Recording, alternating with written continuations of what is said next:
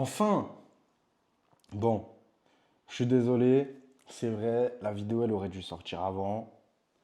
Pour ma défense, je suis trader comme tout le monde. Je pars à la guerre tous les jours. Ça veut dire, il y a des moments, il y a des moments, il faut que je tempo. Il y a des moments, il y a des priorités. Donc voilà, je suis désolé, c'est bon. C'est le jour. On est reparti dans les bonnes habitudes. J'ai pris de l'avance. Ça va bien se passer.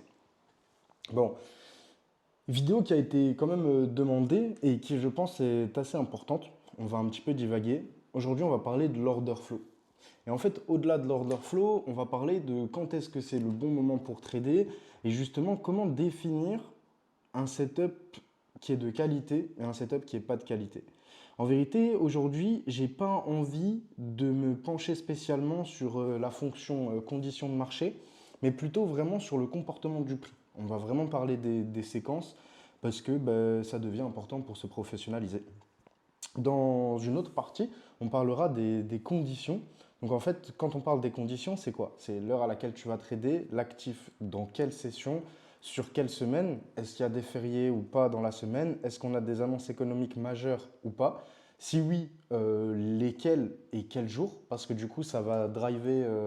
En fait, tout se fait driver. Si par exemple, la semaine commence avec un férié, toute la distribution est décalée. Si la semaine termine par un férié, toute la distribution elle est décalée. Si par exemple on a les taux d'intérêt un mercredi, la distribution majeure est retardée. Si par exemple justement on n'a pas d'annonce économique sur toute la semaine, mais on a des chiffres majeurs qui sortent le jeudi ou par exemple un NFP le vendredi, à ce moment-là, idem, on va avoir un pricing complètement décalé. Donc en vérité, tout ça là, tout ce qui à la base, on va dire, va apporter de l'excitation dans notre trading, faut s'en éloigner.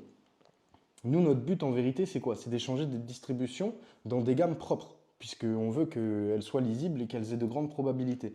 Donc, on verra ça sur une autre vidéo, mais toutes les conditions que je vous ai données, en fait, c'est des conditions qui font que les, les échanges vont se dégrader, ou en tout cas la qualité des échanges va se dégrader.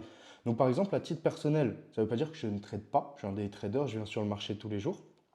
Par contre, je le prends en compte. Dans la version risque que je vais utiliser chaque jour, dans la manière dont je vais changer, je vais prendre en compte les conditions. Est-ce que je suis dans une semaine type parfaite et propice aux échanges, ou est-ce que je suis dans une semaine type où les échanges peuvent être décalés? À ce moment-là, je vais manager mon risque un petit peu différemment parce que je sais que le marché peut être piégeux. D'accord? Voilà. Donc ça, c'est pour la partie, on va dire, autour. Maintenant, on va vraiment parler du comportement du prix. D'accord? L'order flow, si en fait on devrait le définir ou le traduire simplement, c'est le flow, c'est le sens du flux. Quelle est la tendance? Donc en fait, qui a la main de distribution? Là, je fais une piqûre de rappel, mais normalement, c'est quelque chose de vu dans les vidéos d'introduction. On sait que le marché fonctionne en trois phases et nous, ce qui nous intéresse, c'est les phases de distribution, celles qui sont nettes. D'accord? Après, on va avoir soit des phases d'accumulation ou de réaccumulation pour avoir des continuations de marché, soit justement, à l'inverse, on va avoir des retracements plus ou moins importants qui vont faire que le marché va pouvoir respirer, aller chercher des niveaux inférieurs avant de continuer dans le sens du flow. Okay? Jusque-là, on a défini ça de manière super simple. Maintenant, en fait, ce qu'il faut comprendre, c'est savoir quand est le top départ et quand le top départ n'est pas. Tu vois. En gros, c'est vraiment de se dire, parce que des setups, tu vas en avoir plein. Ok? Pour ceux qui ont compris, le modèle d'entrée, peu importe celui que vous utilisez, du moment qu'il est précis. Ici, Team Turtle Soup, vous connaissez. Mais en fait, en vérité, des tests, je peux t'en trouver partout. Et elles vont pas toutes être bonnes à prendre. Donc, il faut comprendre lesquelles vont être de qualité ou pas. Normalement, jusqu'ici, vous savez que déjà pour avoir une TS de qualité, il nous faut une prise de liquidité majeure. Que ce soit swing high, swing low, on s'en fout, mais il faut que ce soit une prise de liquidité majeure.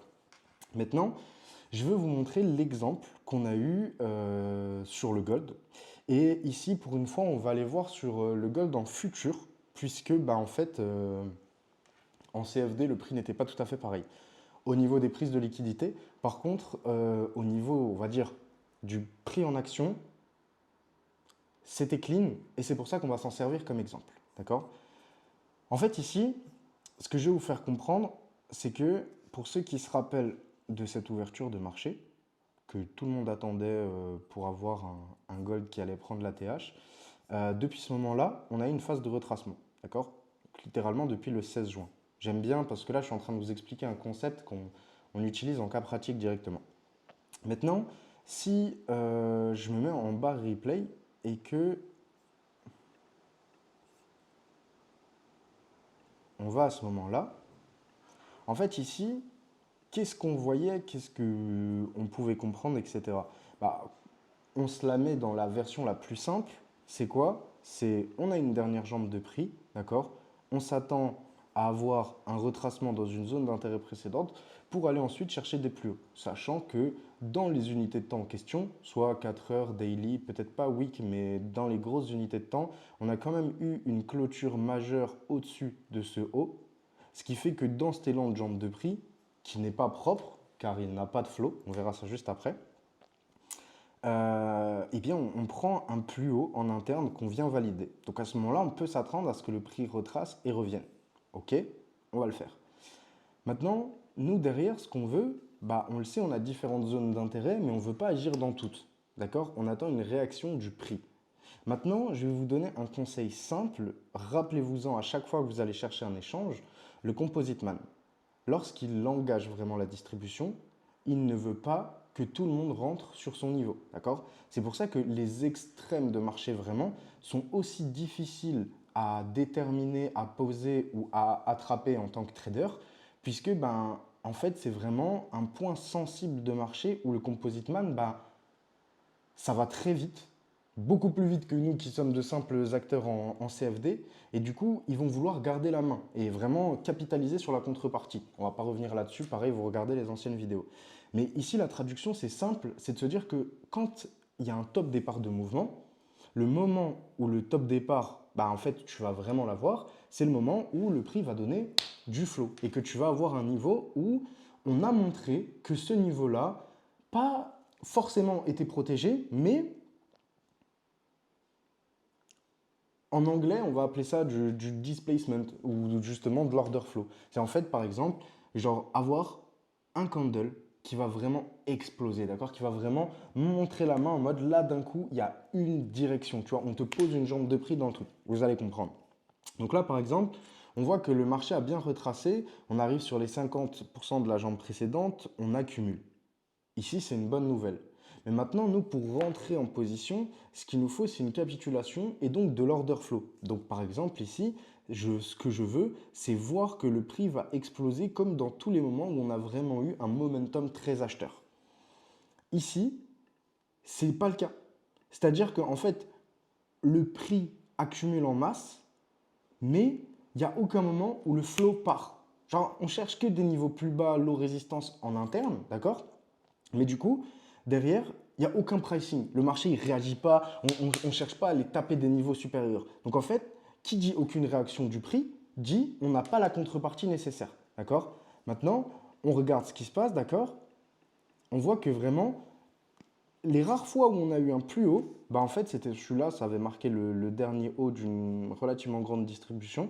On prend la liquidité de ce high et ensuite, on vient exploser ce nouveau bas. Donc à ce moment-là, déjà, notre jambe de prix, elle n'est pas forcément à valider, mais on capte que la zone d'intérêt, c'est plus l'OTE ou les 50%.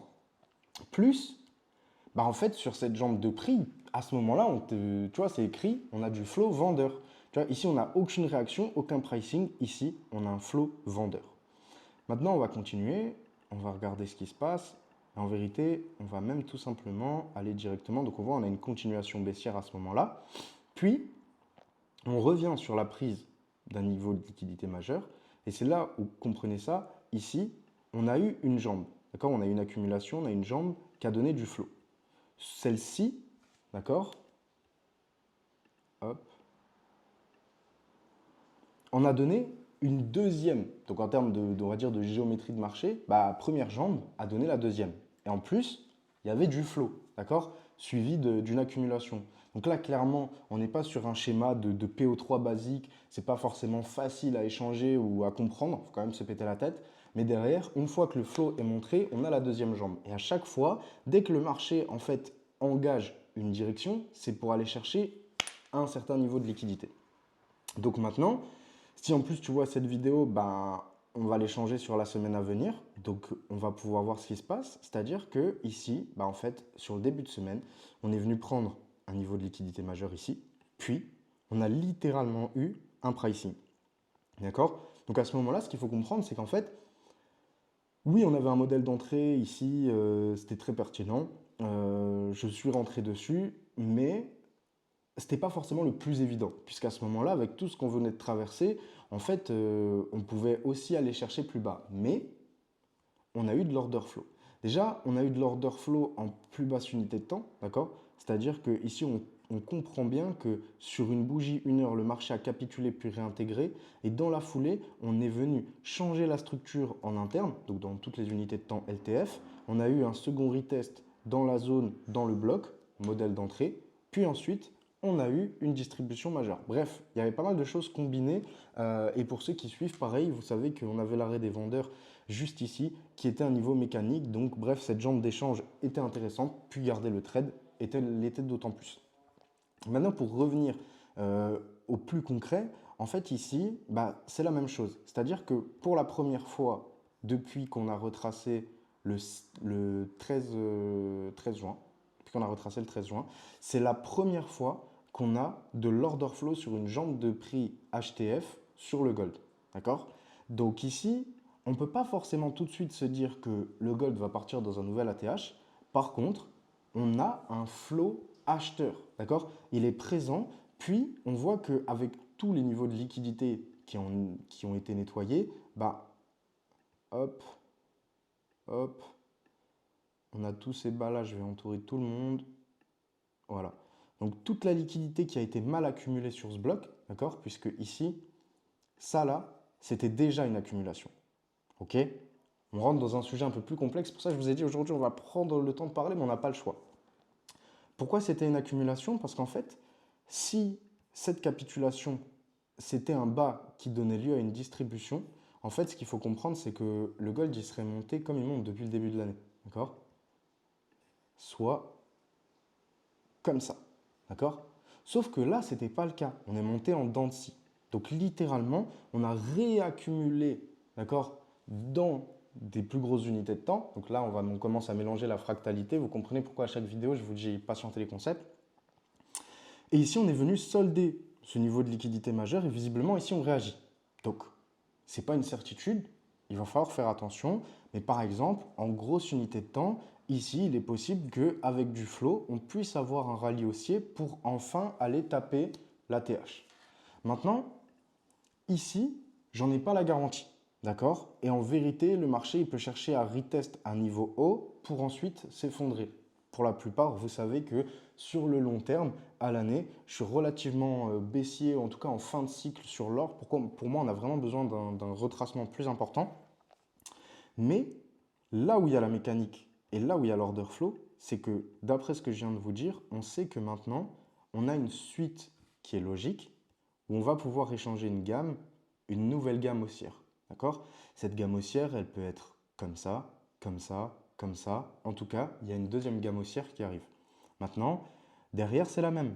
En fait, on a une jambe de prix et on sait que sur celle-ci, on va pouvoir s'appuyer. D'ailleurs, si la prise de liquidité ici était celle majeure pour aller chercher plus bas, alors le prix serait tombé directement avec de l'order flow, chose qui n'a pas été le cas. Donc, on voit bien que ici, on est en train de réaccumuler et derrière, voilà, qu'on aille chercher la zone d'OTE, le plus bas complet, un retest du bas d'arrêt. Voilà, c'est à un moment donné, on est obligé d'attendre des datas, mais ici on a de la proba. D'accord? La proba, c'est quoi? C'est d'aller chercher des nouveaux plus hauts. Pourquoi? Parce qu'on a de l'order flow. Et à travers ça, pourquoi je me suis servi d'un cas concret pour la première vidéo de l'order flow? C'est de se dire que bah, l'or, il est haussier depuis un moment. Et en fait, là, c'est une des rares fois où en fait la condition, elle est dégueulasse. Parce que je te montre ça et je te dis c'est une accumulation vendeuse. Tu me dis, bah c'est moche. Ah ouais, c'est moche, je suis d'accord, tu vois. Mais du coup, justement, pourquoi c'est moche? Parce qu'en fait, là, une accumulation vendeuse de base, bah, ça ne se construit pas comme ça, ou presque, tu vois. Et en plus, bah, du coup, c'est une base où en fait on target des plus hauts et on n'a pas d'order flow. D'accord? Maintenant qu'il a eu lieu, c'est de nouveau propice à repartir. Et pour ceux qui veulent comprendre un peu plus loin ce concept d'order flow, bah, en fait, ce que je vous invite à faire, c'est vraiment de regarder les moments où on a posé des plus bas ou des plus hauts de marché Genre, que ce soit sur l'or, que ce soit sur les indices, etc. Vous pouvez aller partout. Ça fonctionne partout pareil. C'est juste de comprendre que le composite man, quand il y a une zone où c'est lui qui va vouloir intervenir pour poser la première jambe, il veut qu'il y ait le moins de personnes avec lui. Et c'est ça qu'il faut comprendre. Donc en fait, il ne faut pas avoir le FOMO de se dire ouais, si le marché il part, je vais rater mon trade. Non, c'est justement, laisse le marché te donner une direction claire. Et une fois que la direction elle est claire, qu'est-ce que tu vas pouvoir faire? Tu vas pouvoir prendre la continuation. Parce qu'en vérité, dis-toi que même les institutions elles-mêmes, genre qui ont 1 milliard de fois plus de data, de budget, de tout ce que tu veux pour réussir mieux que nous en tant que particuliers, ils n'arrivent pas à déterminer au point près le point haut ou le point bas d'un actif. Tu vois, c'est des zones avec un pourcentage de manœuvre. Bref, il y a pas mal de choses à prendre en compte, c'est un petit peu plus compliqué. Mais du coup, c'est de se dire que si eux ne peuvent pas le faire, nous, on ne va pas chercher à le faire. Mais là où nous, on peut tirer avantage, c'est qu'au lieu justement d'essayer d'acheter un couteau qui tombe ou d'essayer d'acheter une fusée qui est en train de partir sur la Lune, tu vois, de vendre pardon, une fusée qui est en train de partir sur la Lune, ce que tu vas faire, c'est à chaque fois te dire, ok, laissons le prix se comporter en fait sur la première jambe puisqu'on aura la deuxième. D'accord. Et je vous invite aussi vivement à comprendre ce que c'est que les mouvements mécaniques et comment vous pouvez capitaliser dessus. Parce qu'en vérité, ça va vous permettre, en fait, ça va être un game changer pour les gens qui font du day trading, hein. En swing, en scalp, on s'en fout. Pour ceux qui font du day trading, les mouvements mécaniques, ils vont vous permettre dans des périodes comme actuellement, sur l'or où je crois qu'on est à la 10e semaine de range, de pouvoir en fait tenir des échanges avec des probabilités, même lorsque le marché ne va pas justement vraiment dans un sens ou vraiment dans l'autre. Puisque ici, même si la zone elle est très large, on range depuis un moment. L'accumulation est relativement importante. D'accord? Donc, pour terminer sur le concept de base, ici, c'est vraiment de se dire, par exemple, pour le retraduire même derrière, ok, je vous montre un dernier schéma, c'est de se dire que ici, vous voyez, on a ce niveau-là, d'accord? Bon, c'est un niveau de liquidité, on l'a liquidé derrière et tout, mais à ce moment-là, on voit bien qu'il n'y a pas de flow. Si le composite man il voulait protéger ce niveau et aller directement chercher un plus haut, eh bien en fait, il n'aurait jamais donné 1, 2, 3, 4 points de retest pour rentrer en sachant qu'on est en 4 heures. Donc ça veut dire que ici, la zone d'achat du composite man, on aurait pu rentrer dessus entre le 23 avril et le 30 avril, soit pendant 7 jours. Donc on est d'accord que dans ces moments-là, c'est difficile d'échanger, hein. Et il y a des moments, c'est pas clair, et puis au final, c'est nous contre nous-mêmes. Donc la psychologie de ce qu'on va lire. Enfin, notre psychologie face à ce qu'on va lire du marché. Mais derrière, c'est vraiment de se positionner à ce moment-là et de comprendre que c'est vrai. Ici précisément, dans ce bloc, c'est pas le moment où le marché va aller plus haut. Par contre, derrière, qu'est-ce qui se passe? On a un premier mouvement où en fait, on a du flow, d'accord? On est venu chercher à tirer le haut, on a eu énormément de points, distribution en direct. On est venu arrêter les vendeurs sur ce niveau. Première jambe baissière, deuxième jambe baissière, d'accord? Et c'était là où sur ce niveau-là, il y avait du flow relativement dans les deux sens, puisqu'on est sur une distribution en très grosse unité de temps. Par contre, c'était directionnel. Puis, on a posé de nouveau un premier mouvement directionnel à l'achat juste ici. Niveau qui reste très très très protégé pour l'instant. Et effectivement, si sur ces bas niveaux, tu n'étais pas rentré au moment où, il n'y avait plus d'opportunités. Pas de retest, et bon, il y en a eu un là, mais c'était déjà plus le même prix. Il y en a eu un là, il y en a de nouveau eu un là, c'est plus le même prix. D'accord? Donc pour le moment, la zone basse reste très protégée et elle a montré de l'order flow. Maintenant, ce qui dérangeait pour acheter, c'est le fait que on avait du flow à l'achat là-dedans, mais la montée n'était pas directe. Donc comme c'est schématisé ici, on a une accumulation en cours. Cette accumulation-là, elle ne capitule pas spécialement. Parce qu'en vrai, ce qui aurait pu se passer aussi, c'est quelque chose comme ça. Hop. Où en fait, la capitulation, elle aurait été inversée. C'est-à-dire que le marché aurait accumulé ce niveau pour capituler celui-ci et distribuer plus bas. Là, ce n'est pas le cas. On laisse tous les niveaux majeurs protégés. On a une accumulation. Ici, tu vois, on se rend compte en fait. C'est là où on pourrait presque prolonger l'accumulation, puisqu'ici, on n'a pas une descente en ligne droite aux enfers. Donc, même si en plus petite unité de temps, il y avait du flow vendeur, la main, elle n'était pas prise. Et c'est ça qui a rendu les échanges compliqués pendant cette période-là. Maintenant, du coup, c'est toujours la même chose. C'est de se dire, voilà, nous, ce qu'on veut échanger, c'est du flow. D'accord? Retenez vraiment bien ça. Nous, ce qu'on veut échanger, c'est un actif avec du flow. Et du coup, pensez toujours, il n'y a pas besoin d'avoir du FOMO ou de vouloir plutôt un tel ou un tel. Enfin bref, vous m'avez compris, genre de vouloir rentrer sur tous les setups. Genre, laissez-vous toujours le délire de dire, vous savez ce que c'est qu'un setup propre et en plus, vous pouvez prendre la deuxième jambe. Et en vérité, si vous alignez tout ce que je vous ai dit dans cette vidéo, vous mettez déjà de très très hautes probabilités dans votre trade. J'espère que cette vidéo vous a plu. On repart avec bonne rigueur à partir de maintenant sur les prochains concepts, puisque j'ai pris de l'avance. Je vous souhaite une excellente journée, une excellente soirée en fonction de quand est-ce que vous l'avez regardé. Et puis, force à tous les traders, toutes les tradeuses pour cette semaine qui arrive. On est ensemble. Bon courage. Ciao.